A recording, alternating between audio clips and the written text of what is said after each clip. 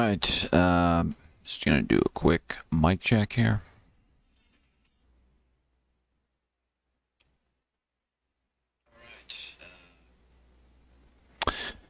All right. The Canuck has internet difficulties. So he'll not be here on the show. So I'm going to just bang through what we have to go over. And let me check a few what we have. Starting it off, we got Ukraine updates. Russia has been removed from the Human Rights Council. And United Nations General Assembly suspending Russia. This is from CBSNews.com. United Nations. Russia suspended from Human Rights Council on Thursday for what the resolution called reports of gross and systemic violations and abuses of human rights and violations of international humanitarian law in its invasion of Ukraine. The 193 Nation General Assembly vote, the only one in 11 years that suspended a nation from the Human Rights Council, required a 2/3 supermajority of those present and voting, a count that excludes abstentions. The resolution passed 93-24 with 58 nations abstaining.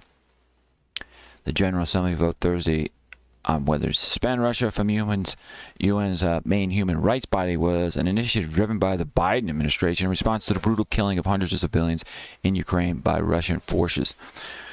Moved by the U.S., UK, and their allies to remove Russia from the powerless 47-nation Geneva-based Human Rights Council and what with many member nations are human rights abusers further isolates Russia politically from the world despite Russia's veto power on the Security Council, diplomats said after the vote.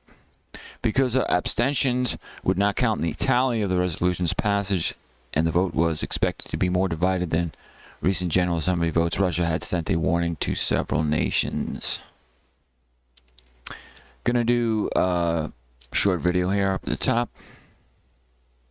From its Human Rights Council. That's right. Today's vote follows global outrage over reports Russian forces killed civilians as they retreated from regions around Kyiv. To talk more about today's vote is CBS News correspondent Pamela Falk. She joins us from the United Nations. Pamela, great to see you. So what is the larger impact of the UN voting to suspend Russia from its human rights body? And what kind of message does that send both to Russia and the world? Well, here at the United Nations and the General Assembly did vote to suspend Russia. It was a vote of 93 votes in favor, 24 votes against, and 58 abstentions. So if you put together the yes and abstention vote, it's a pretty overwhelming number of 150 nations that basically allowed this to go forward. Now, the significance is not in the powerless 47-nation Geneva-based Human Rights Council. It's the fact that the U.S.-driven and UK and many other allies of the United States sent a message to Russia that it will be isolated politically in the world in the General Assembly by the show of this because of the brutality of the what they called gross violations of human rights that are cited in the resolution to suspend Russia. So that's the main impact. It's not in the fact that Russia now won't vote in the Human Rights Council. It's really that despite Russia's veto on the Security Council, the U.S. and other countries have found ways to send the message through the General Assembly to Russia. You know, Pamela, many might find it strange that... All right, so from CBSNews.com. And moving on, gotta clean up some things here.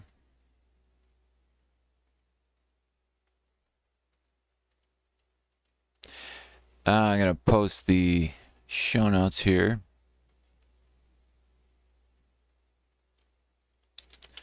Get that in the chat.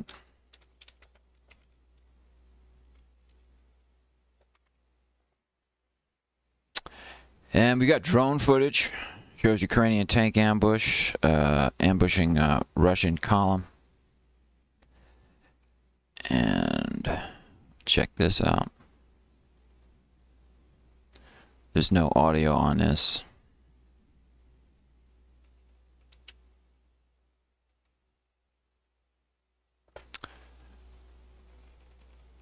The little flags above each tank.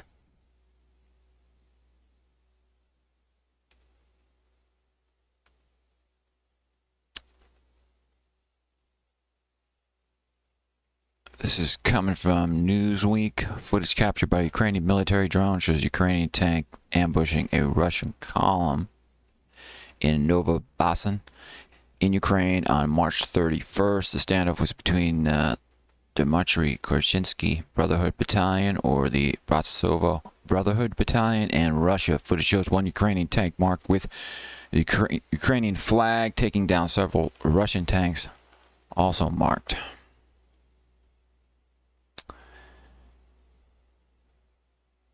And got a little bit more in this video.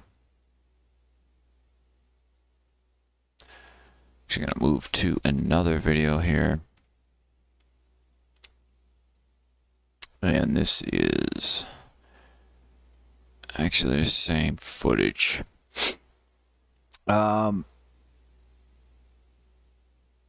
Moving on. Coming from scmp.com, Russia appoints new Ukraine war commander with history of brutality. Says U.S. official. Russia has had no central war commander on the ground, has turned to General Alexander Dvornikov, who has a record of brutality against civilians in Syria. This general will just be another author of crimes and brutality against Ukraine civilians, said U.S. National Security Advisor Jake Sullivan. So this is coming from the South China Morning Post. After its striking post-invasion setbacks, Russia has appointed a new Ukraine war commander, a U.S. official said on Sunday. Russia turned to General Alexander Dvornikov, 60, one of Russia's most experienced military officers, and according to U.S. officials, a general with a record of brutality against civilians in Syria and other war theaters. Up to now, Russia has no central war commander on the ground. The senior U.S. official who confirmed the general's appointment was not authorized to be identified and spoke on condition of anonymity. But the White House National Security Advisor Jake Sullivan said no appointment of any general can erase the fact that Russia has already faced a strategic failure in Ukraine.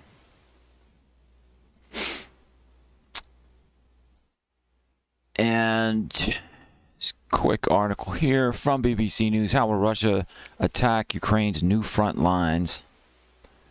This is posted 21 hours ago. Conflict in Ukraine has shifted to the east of the country, where Ukrainian forces are battle-hardened and well-prepared. Analysts believe Ukraine's best units are in the east and that they are dug into trench systems and other fortified positions. So far, Ukrainian troops have strongly resisted the Russian advance, but they could be heavily outnumbered by Russian forces who are inching forwards in some areas. Where will the key battles be fought? Russian officials have said the focus of its forces is now the complete liberation of the Donbass, broadly referring to Ukraine's eastern regions of Luhansk and Donetsk. The terrain in the east will pose big challenges for the Russians as they attack. With less wooded land than the north of the country, analysts say open areas may favor the Ukrainian defenders. Here's the map. It's that whole eastern area, which actually Ukraine has been basically fighting a civil war there for some time now. The battle for Slovoskis is likely to be the next pivotal battle of the war, according to the Institute for the Study of War. If Russian troops advancing from Izium are able to take the town, they could then choose to advance east towards Rybizny to encircle a relatively small group of Ukrainian forces, or head further south to encircle a larger Ukrainian contingent. If Mariupol falls to the Russians, more troops may also be available to push north into the area west of Donetsk. How will the Ukrainians Ukrainians preparing. Brigadier Ben Barry, retired of the International Institute for Strategic Studies, say Ukrainian forces have had years to prepare the defenses and that Russian troops may struggle to force them out. It's not just World War I style trenches on the Ukrainian side. They will have also fortified key towns and villages they want to defend, he says. Ukrainian armored vehicles and other equipment are positioned in revetments or earth banks for protection, he says. Many Ukrainian troops in the east are highly experienced. They have been holding back Russian separatists since the conflict of 2014. Their numbers may also be boosted should Ukraine's military chiefs redeploy units no longer needed to defend Kiev as Russia's withdrawal from the north. How will Russia attack? Brigadier Barrett says Russia is likely to make heavy use of artillery to break down strong Ukrainian defenses from the air before pushing forward on the ground. Artillery is heavy weaponry designed to fire munitions much further than small arms. Attacking Ukrainian troops head-on with infantry without a heavy artillery bombardment first risks huge Russian casualties and greatly increases the risk of defeat. Russia has a range of weaponry to draw on, particularly self-propelled artillery, in which Russia dominates, will be a very significant factor, says Brigadier Barry.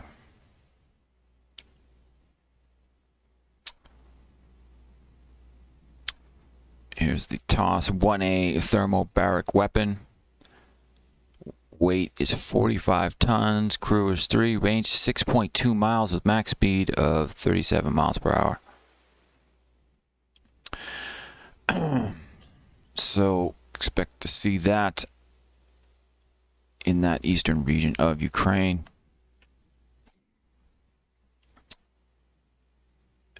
Here we get to the war crimes section and how are they defined, investigated, and punished.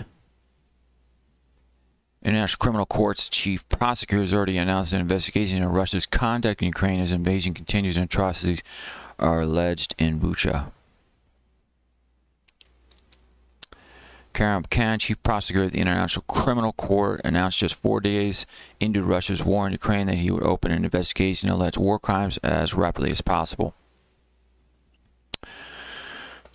So that is one of the main stories coming out, that civilians in large numbers, in the hundreds, apparently were massacred in Bucha.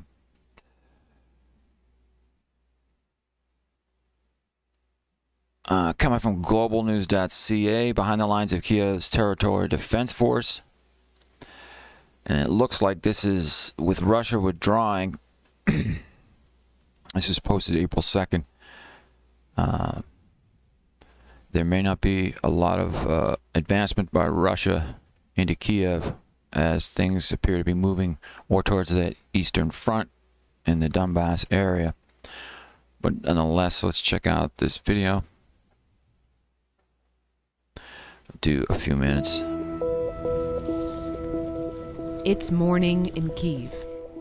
The distant sounds of Russian rockets echo in Ukraine's capital.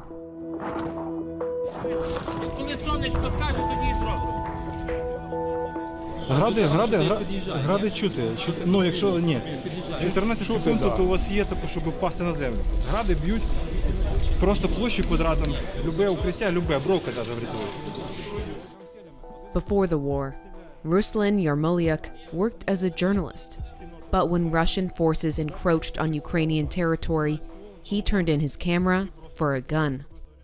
22 роки працюю журналістом на різних телекомпаніях. Працював в різних точках гарячих.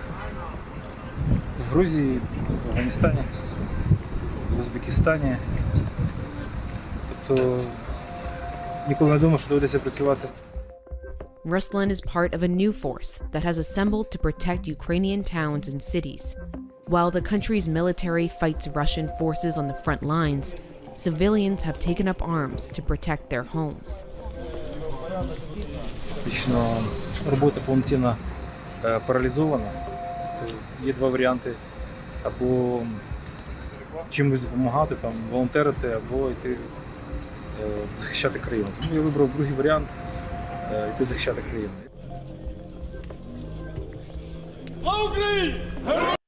And I also want to move back to the Bucha massacre. I've got an article from Al Jazeera. Germany says Russian radio message discusses Bucha killings. In intercepted radio message, Russian soldiers said to talk about interrogating and killing soldiers and civilians. Here's a picture. Hiri Lahosky, 26, mourns next to the grave of his friend Igor Levenko, who, according to residents, was killed by Russian soldiers after they found him beside a building's basement amid Russia's invasion of Ukraine in Bucha, in Kiev region, Ukraine. Posted April 6, 2022. Germany says it has intercepted radio conversations in which Russian troops discuss the killing of civilians in the Ukrainian city of Bucha. Germany magazine Der Spiegel, which first reported on the intercepted communication on Thursday, said the country's foreign intelligence service, the BND, obtained conversations among Russian soldiers about the shootings of civilians. And two separate communications, Russian troops talk about questioning Ukrainian soldiers and civilians and then shooting them, according to the Washington Post, citing an intelligence official familiar with the findings. Some of the intercepted intelligence seems to match the locations of bodies found along the main road through Bucha, northwest of Kiev. In one intercepted message, a soldier seemingly heard telling another that they had shot a person riding a bicycle. In another intercepted conversation, a man is heard saying, first you interrogate soldiers, then you shoot them. Russia has vehemently denied taking part in any atrocities in Bucha, claiming that the bodies seen lying on the ground were staged.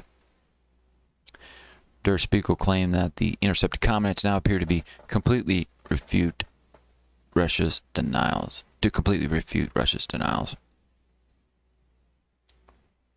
Images of atrocities emerging from Bucha have galvanized calls for probes into possible war crimes, thus leading to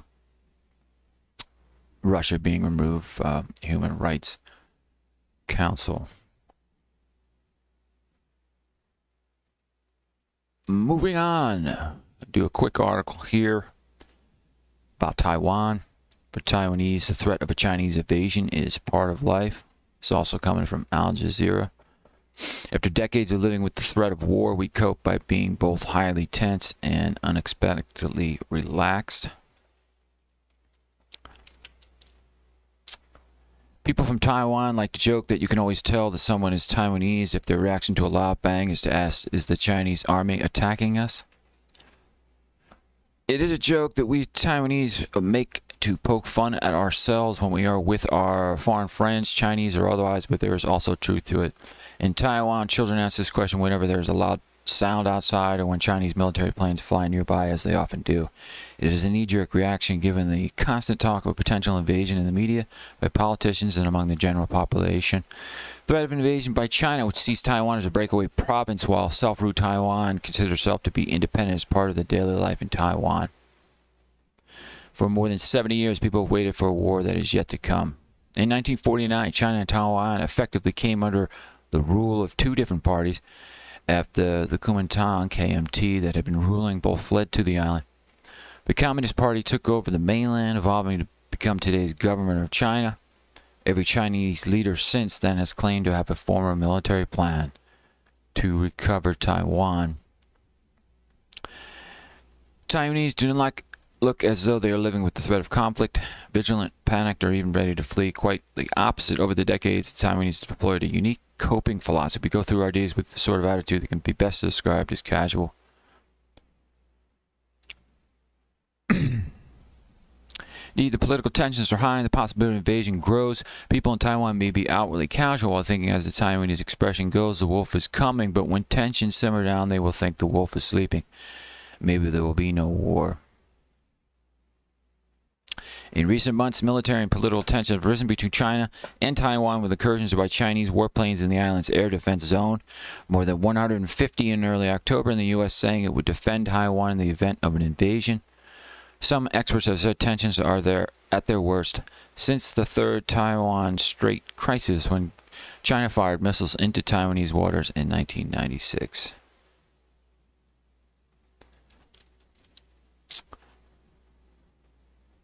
Moving on. Let's check out Britain, U.S., and Australia joined to develop hypersonic weapons.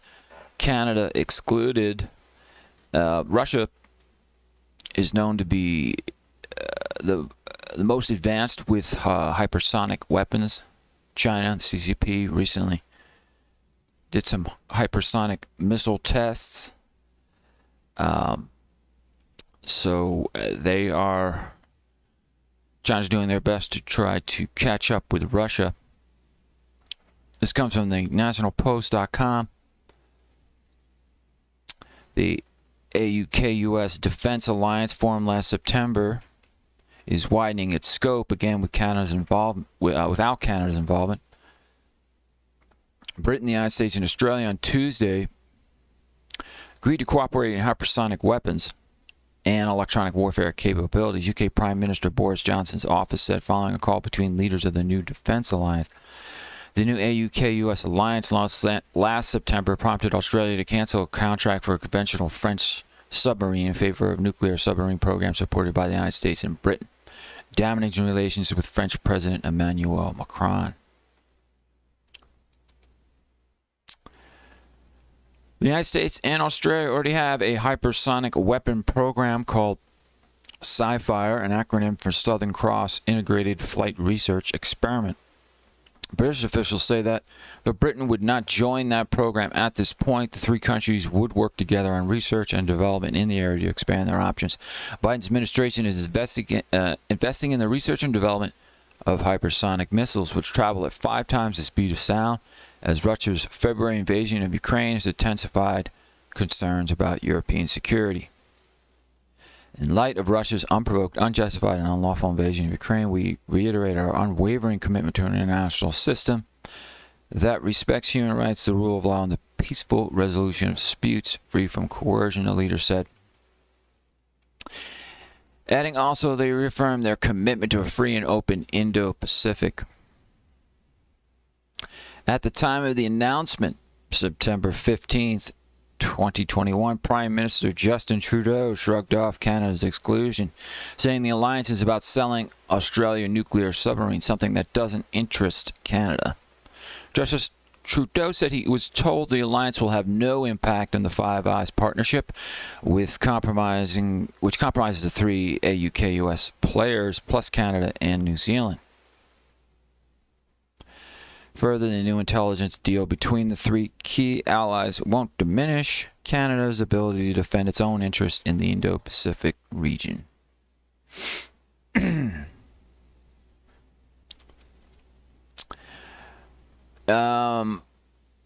Some economic fallout from the sanctions.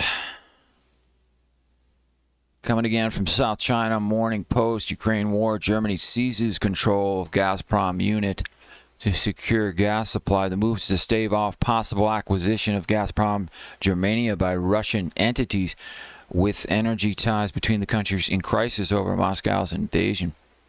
Berlin has rejected an EU embargo on Russian gas, saying the imports cannot be substituted in short term. So basically, Germany seizing this Russian gas supply installation. This was posted April 5th. Gazprom Germania, an energy trading, storage, and transmission business ditched by Russia's Gazprom on Friday, will be transferred to Germany's regulator to ensure energy security, Economy Minister Robert Habeck said on Monday. All voting rights in the company will move to the regulator, the Bundesnetzagentur. Habeck told a news conference the move was immediately put into effect by the publication in the Federal Gazette. So, Russia can still turn off the pipeline going to this installation at any time. So I'll have to see what happens with that. Coming out of Bloomberg.com, Russian art worth 42 million seized in Finland under sanctions.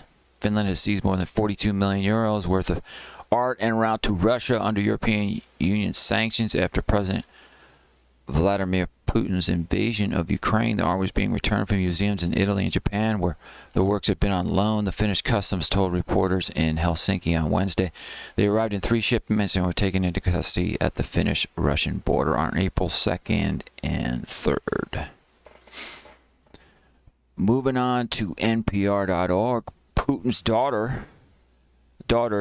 plural, were just sanctioned. Here's what we know about them. Vladimir Putin's daughter, Katerina Tikhonov, speaks via video link during a panel session last year at the St. Petersburg International Economic Forum. The U.S. announced additional sanctions against Russia following alleged atrocities committed by Russian troops in Ukraine. Among those on the latest list of sanctions are 2 adult daughters of President Vladimir Putin. We believe that many of Putin's assets are hidden with family members, and that's why we are targeting them, a senior Biden administration official said in a call with reporters on Wednesday. Putin has refused to publicly acknowledge the names of his children, but the Treasury Department identified daughters being sanctioned as Maria Vladimirovna Vorontsova and Katerina Vladimirovna Tikhonova. One is a pediatric endocrinologist, the other a former competitive dancer turned tech executive. Putin is intensely private when it comes to his family, and many details about his children have been scarce and shrouded in secrecy.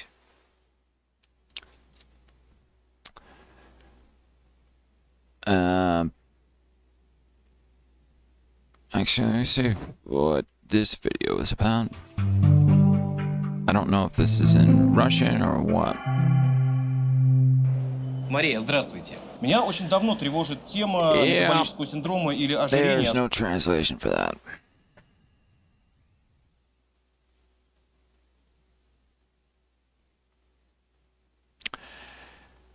Putin is a grandfather and may have other children. A 2017 televised Q&A reported by Russian news agency TASS, Putin said he had recently welcomed a second grandchild and explained why he shields his family from scrutiny. You see, I do not want them to be brought up as blue bloods. I want them to grow up as normal people, he said.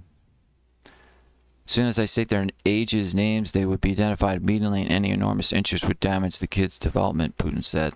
So everything is fine. I'm asking you to understand me correctly and to respect this position.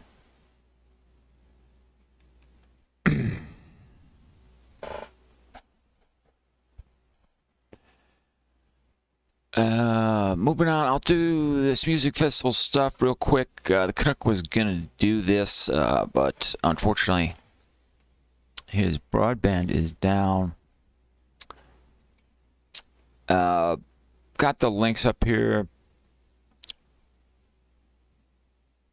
2 links from Songkick. This is Canadian version of the site. And you can search for concerts in Canada, and there's also a US version.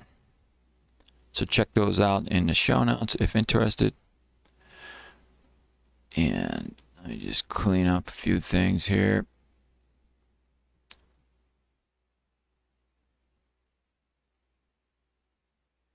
Global News, CBC. This is from CBC.ca. Ticketmaster paid $4.5 million for misleading consumers on prices. Investigation found advertised prices did not reflect actual costs to consumers. The Competition Bureau says Ticketmaster will pay $4.5 million in penalties and associated costs to settle a case investigating misleading pricing claims for its online ticket sales. The Bureau said Thursday that Ticketmaster LLC, T-Now Entertainment Group, and Ticketmaster Canada will pay a $4 million penalty and $500,000 for the Bureau's investigation costs. The companies will also create a compliance program as part of a consent agreement. The news comes after the Bureau found Ticketmaster's advertised prices did not reflect the true cost to the consumers, as the online ticket service added mandatory fees later in the purchasing price that often added more than 20% to the cost, and in some cases over 65%. The Bureau found the initial prices misleading despite consumers seeing the additional fees before completing their transaction. And this is also another similar article from Rolling Stone. Ticketmaster has secretly been cheating you with its own scalpers. Undercover investigation reveals this professional scalping racket run by Ticketmaster itself. This was posted a few years ago, September 19th in 2018. Music fans' ear toward Ticketmaster for expensive concert tickets may be somewhat justified, according to a furious investigation by CBC News and the Toronto Star on Wednesday, detailing a secret scalping scheme by the ticket sales company itself. The two outlets sent journalists undercover scalpers to a live entertainment convention this summer where Ticketmaster reportedly pitched them on underground dealings in its professional resale program through which it takes a cut of profits.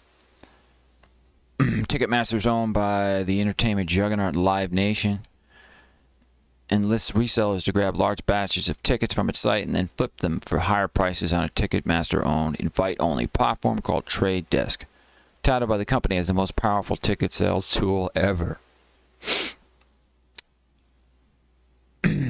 Moving on, we've got crypto updates. India crypto trading plummets with heavy 30% tax. Absolutely brutal. Crypto volume dropping 44% in 4 days after introduction of 30% tax. The tax regulation actually went into effect on April 1st, just around 10 days ago. The volume on Indian crypto exchanges saw a steep fall of that number, I guess, is in rupees, 6,000. I can't read that number, but or about rupees 5.19 crore compared to the volume of March 31st, 2022, according to data by Robaco Global. But industry experts expect long-term investors to stay invested. From April 1st, April Fools this year, the 30% tax on virtual digital assets such as cryptocurrencies became applicable. While some had said that this by itself will not cause much of a dent to the crypto industry in India, the initial data is on the contrary. Most crypto exchanges in India have seen a big drop in volume and domain traffic, according to data by Robaco Global, a crypto and blockchaining market research firm. In just the first 4 days of the 30% tax becoming applicable, the volume dropped by Rs 5.19 crore, or 44%, compared to the volume on March 31st. Top exchanges felt the pain. YZRX's volume saw a fall of 40%, Coin DCX 52%, BitBNS 8.9%, and ZepPay 76%.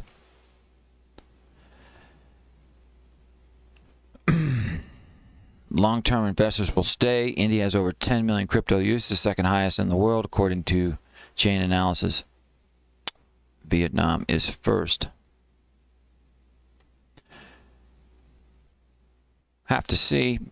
Obviously, people are, they have a petition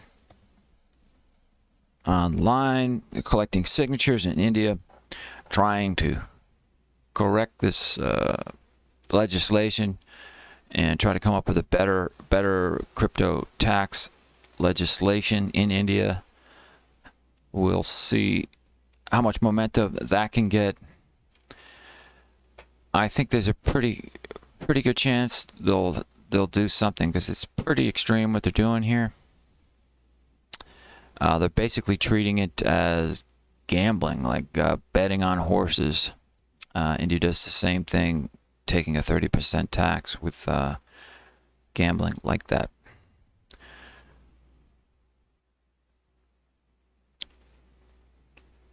Let's see.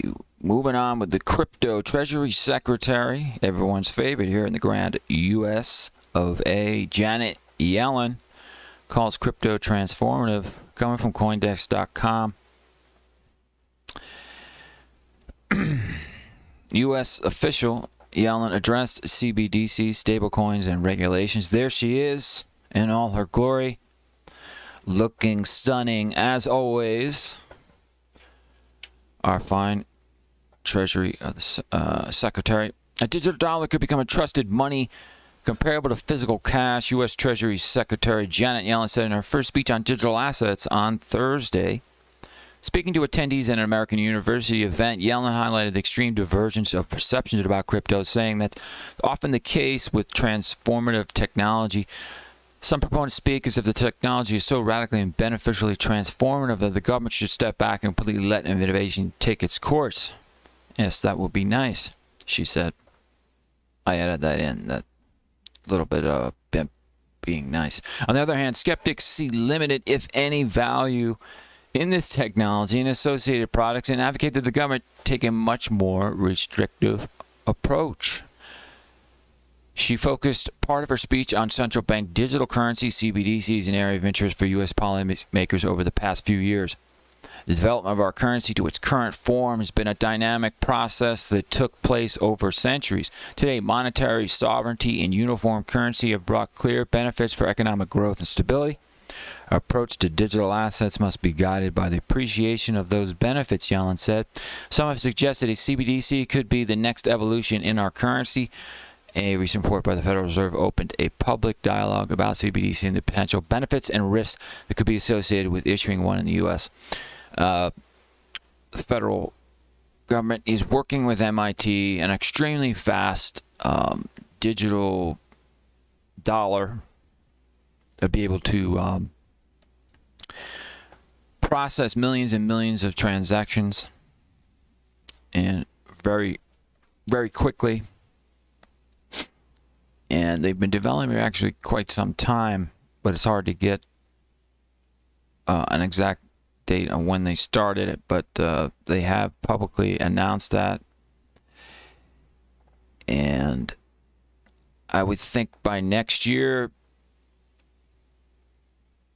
I would think we would have a CBDC here in the U.S. We have Putin demanding that his Russian oil be paid for in rubles. He's also stated possibly taking Bitcoin. You've got Saudi Arabia talking to China and CCP about selling Saudi Arabian oil with the CCP's digital yuan. Iran is in that mix also. And the strength of the U.S. petrodollar is definitely waning rapidly. So I would think they're going to do some kind of reset, digital dollar reset next year. Let's check out a little bit of Janet Yellen about CBDCs here. Let me get the video unmuted. And we'll check out this. That a central bank digital a little bit low. Could be the next evolution in our currency. A recent report by the Federal Reserve, it opened a public dialogue about CBDCs and the potential benefits and risks that could be associated with issuing one in the U.S. The President's executive order calls for us to consider this question from several perspectives. For example, what impact would a U.S. CBDC have for implementing macro stabilization policies, and what implications for private credit creation? Could it make the financial system more equitable, accessible, and inclusive? How could it be designed to manage risks associated with national security and financial crime, at the same time including privacy protections? How might a U.S. CBDC interact with existing national currencies, with foreign CBDCs, or with private stablecoins? We need to consider these important questions in the context of the central role that the dollar plays in the world economy. As citizens of We'll have to see about U.S. Fed CBDC. It actually would give enormous power to the federal government, the big banks. Not sure. Obviously, the big banks want to play a part in this. They've talked about, the big banks I've talked about digital tokens, releasing something like that, but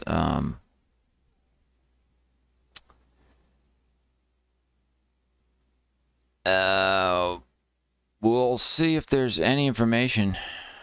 I really going to be focused on trying to find some information on how the big banks are going to get involved with this as the CBDC approaches. It seems almost certain by next year, second quarter, third quarter, possibly, who knows.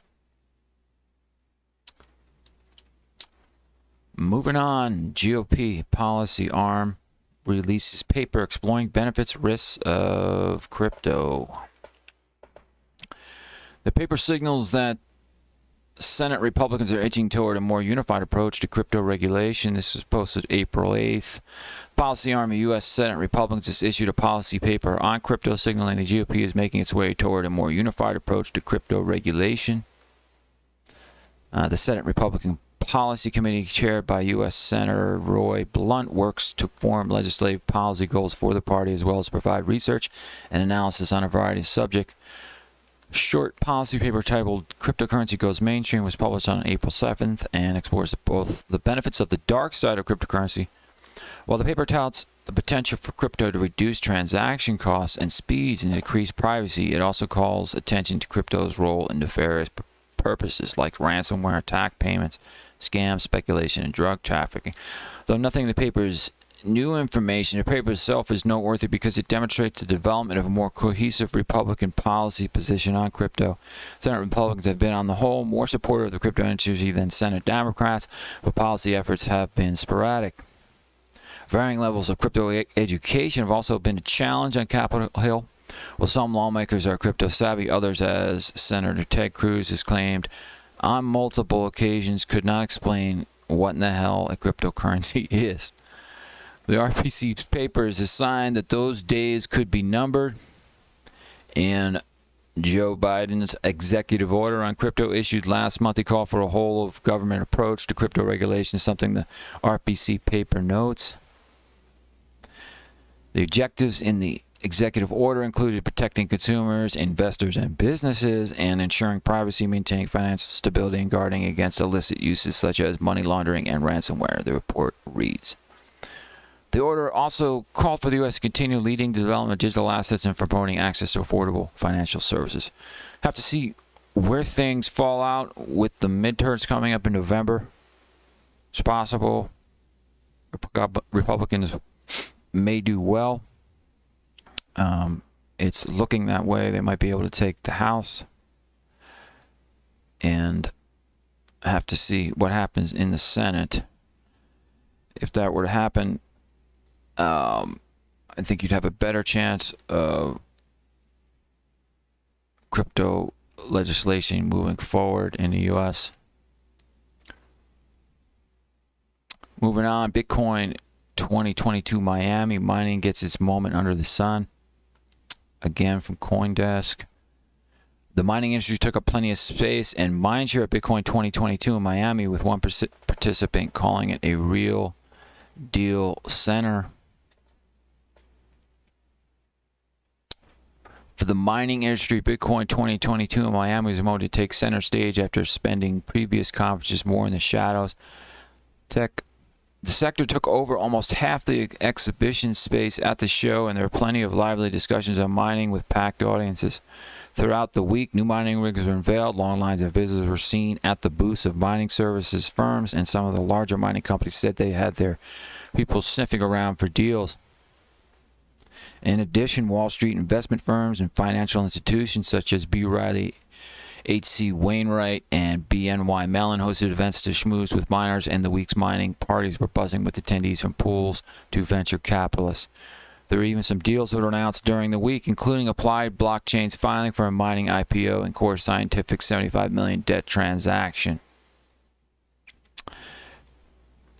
You've got Jack Dorsey now forming a new company called Block, working on possibly consumer-grade Bitcoin mining, async miners.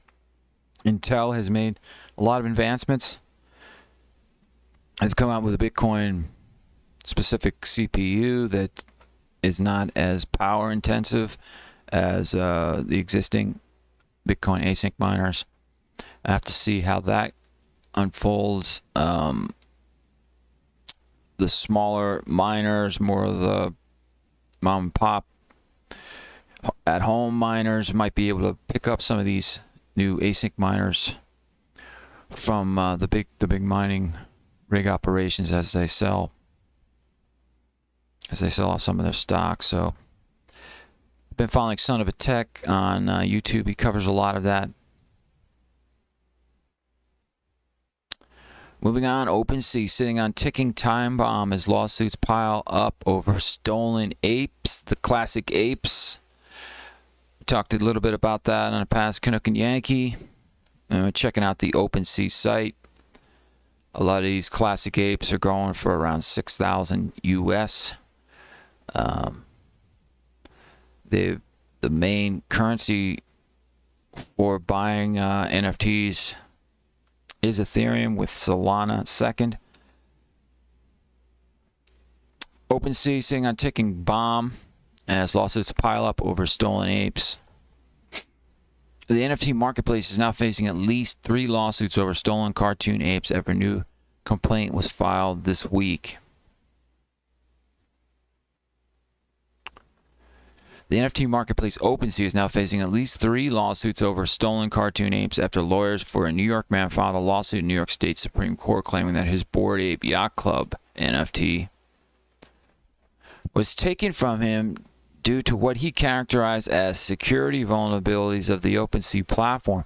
Lawyers unaffiliated with the cases told Motherboard that whatever the merits of the individual suits, the situation has the potential to cause trouble for the $13 billion Web3 startup, often referred to as the eBay of NFTs, as they could potentially reveal its inner workings and invite a torrent of other suits that the company will be forced to defend against.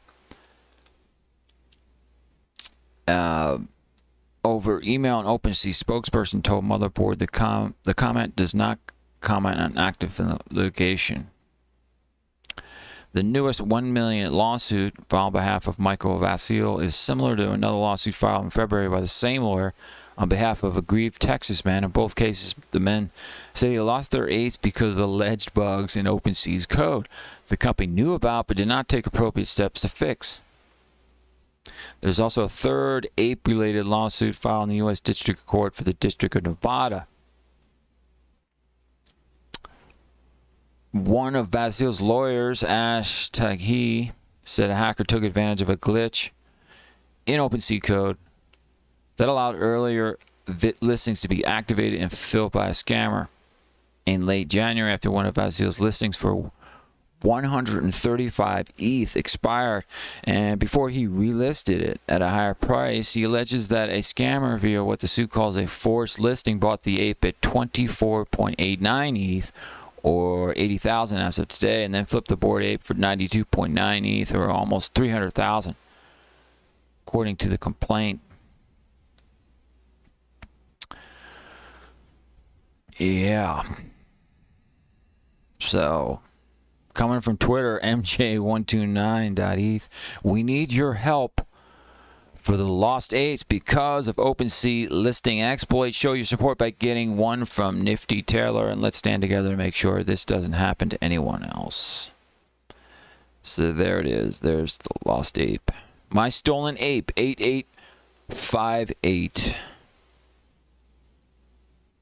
Moving on to Bizarro. We've got an Elon Musk Bizarro. Elon Musk says humans could eventually download their brains into robots, and Grimes thinks Jeff Bezos would do it. There's Musk with his girlfriend at the Heavenly Bodies Fashion and the Catholic Imagination Costume Institute Gala at the Metropolitan Museum of Art. Looking stunning. Not Elon, his girlfriend, actually. Very goth-like. It's nice. Elon Musk says a lot of seemingly fantastical things. For example, The billionaire Tesla and SpaceX CEO seems to believe that humans will eventually be able to live forever by downloading their brains into robots. I think it is possible. Musk, 50, recently told Insider, yes, we could download the things that we believe make ourselves so unique. Now, of course, if you're not in that body anymore, that is definitely going to be a difference. But as far as preserving our memories, our personality, I think we could do that. By Musk's accounts, the technology will be a gradual evolution from the today's forms of computer memory. Our memories are stored in our phones and computers with pictures and videos. Say computers and phones amplify our ability to communicate, enabling us to do things that would have been considered magical. We've already amplified our human brains massively with computers.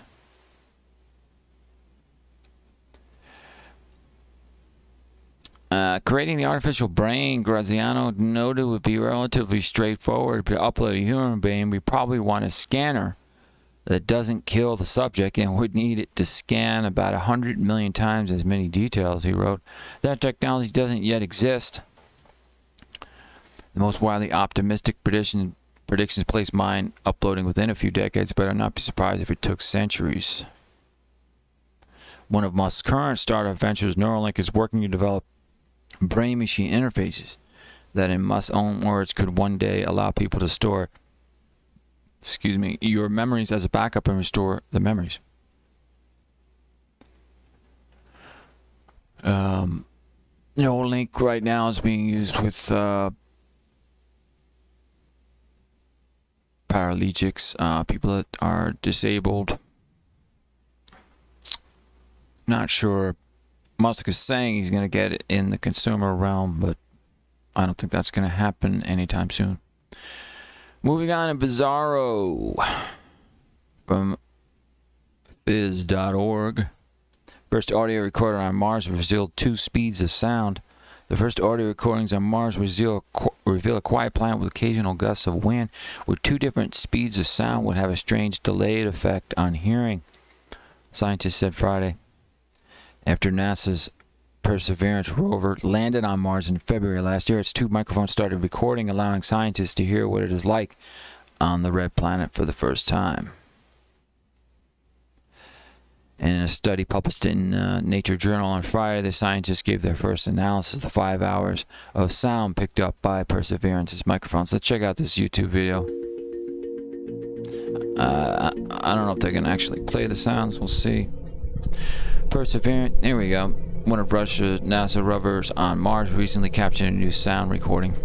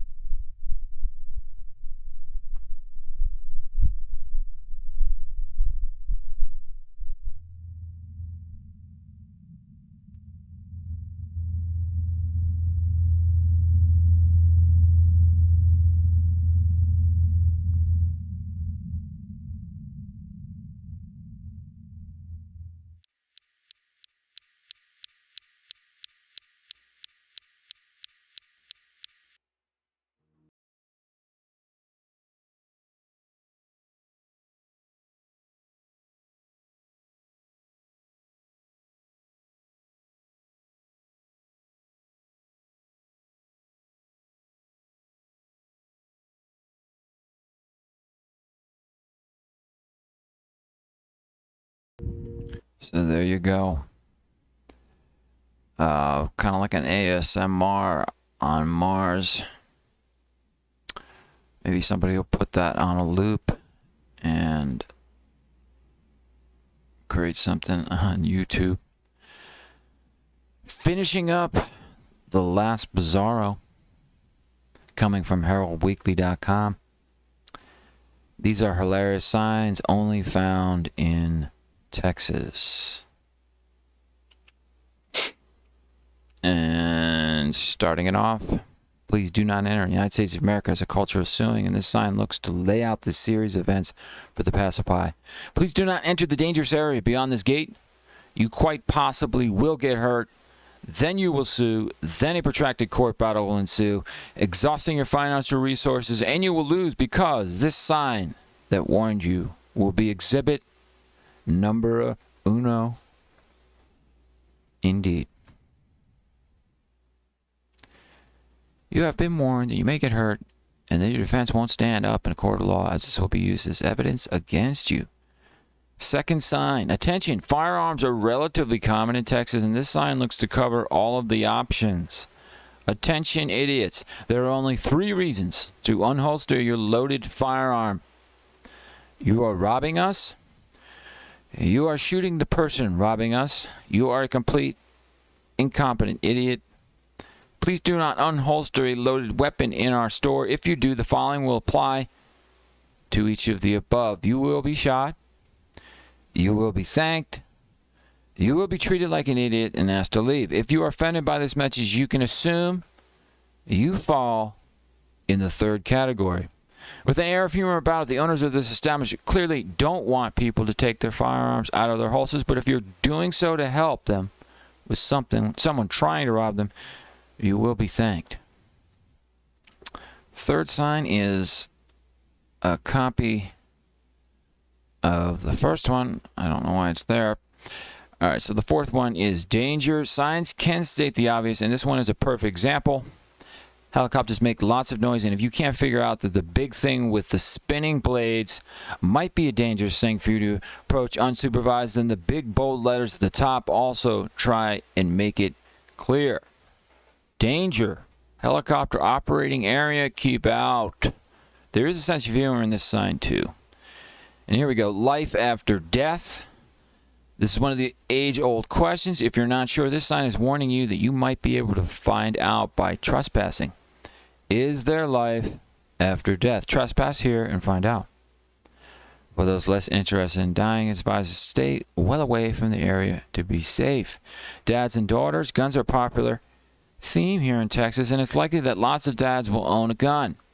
Guns don't kill people. Dads with pretty daughters kill people. If you're wrong their daughters, you may find yourself in trouble. So that's a warning to those boys out there who might think of dumping a girl because their dad may be on to you.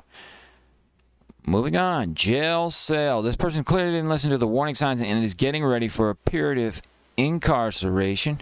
Before they head off, it looks like they are trying to sell a few things to get a bit of cash ahead of their jail time. Going to jail cell.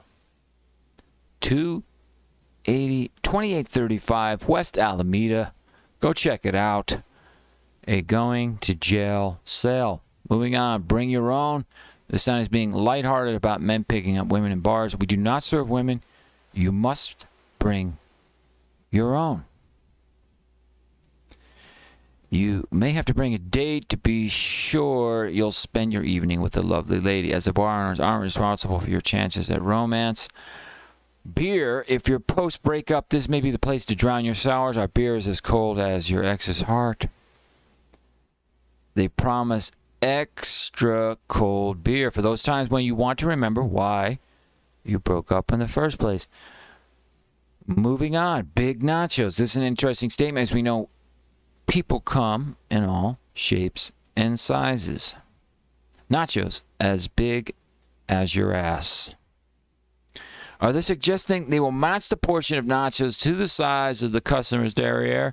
Either way, there is free Wi-Fi available, so you can upload a picture of your nachos when they do eventually arrive. Food pyramid. Texas sure love their food. Lots of meat, ice cream, pies, and of course Tex-Mex. A combination of Mexican with Texas twist, a Texan twist. The Texas food pyramid. Steaks at the top, chicken fried steak. Below that, to the right of that, Mexican food. Below that, we've got barbecue.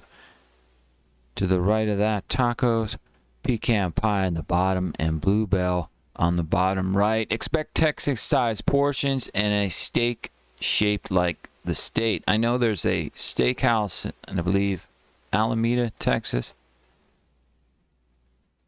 It's like, I don't know, it's a massive 40-ounce steak or something like that. If you can eat the whole thing, I think in an hour, you get it for free. I think it's in Alameda. I see if I can find it.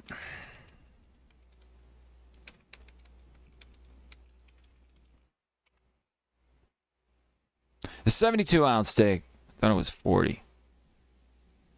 Is this in Alameda?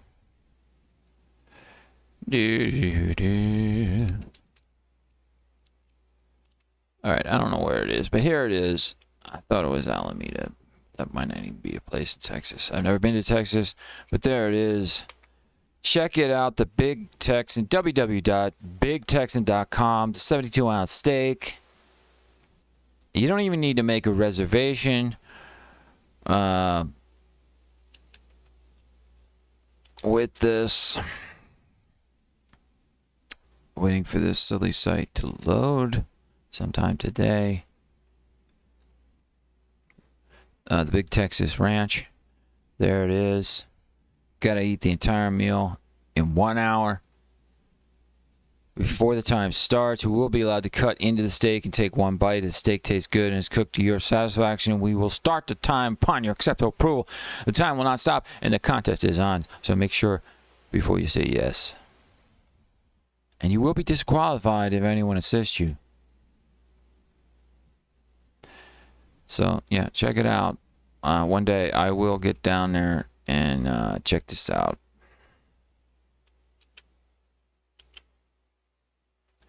Vegetarian, moving on with the signs article, the Texas signs. We just saw how much Texas loves their food, and their favorite food is good. Oh, we already did that one. A secondhand vegetarian, cows eat grass. I eat cows. Trucks for SUV. These are trucks. This is a SUV with a birth defect. Wow. Speed limit, 80 or 85, maybe 90, but don't go 100. Okay, what the heck? It's Texas. Here's a Texas map. The map gives you some perspective over the size of Texas. It takes up pretty much this massive area of Europe. The Four Seasons, crash course in Texas weather. Hot, dry, arid, hotter, humid, sticky. The Four Seasons. January, summer, and Christmas. Texas rain gauge, a little bottle cap. Welcome to Laredo, where everybody knows everybody and the weather is bipolar. Population, Alpine, Texas, established 1883, elevation 4,500 feet, population 5,686, zip 79830.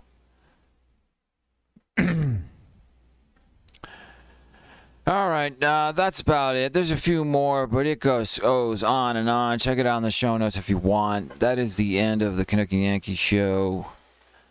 And I am going to call it right here, right now. Thanks, everybody, for your support. We'll see you on the next stream. Once again, the Canuck was not able to make it due to internet issues, so hopefully we'll have the Canuck back next Sunday in full force. Maybe even he'll do another piano jingle.